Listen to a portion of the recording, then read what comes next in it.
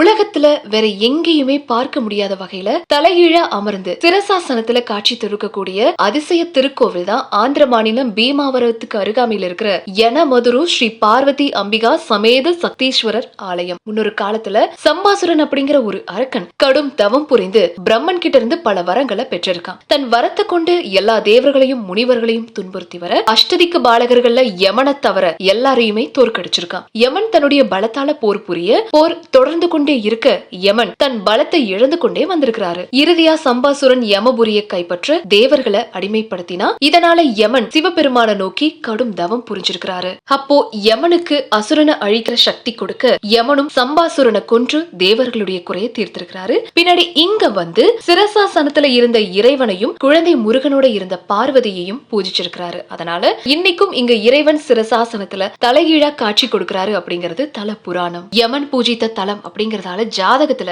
அபமிருத்திய தோஷம் இருக்கிறவங்க, ஜாதகத்துல கண்டம் இருக்கிறவங்க இங்க வந்து இறைவனையும் பார்வதி தேவியையும் ஒரு தடவை தரிசிச்சுட்டு போனா யமபயம் நீங்கும் அப்படிங்கறது நம்பிக்கை. இந்த கோவில் அழகான சுதை வேலைப்பாடுகள் கொண்ட திருக்கோவில் அப்படின்னு சொல்றாங்க. தினமும் காலையிலையும் சாயந்தரமும் அப்படின்னு பல ஊர்கள்ல இருந்து பக்தர்கள் இங்க வந்து இறைவனை தரிசனம் பண்ணிட்டும் போறாங்க.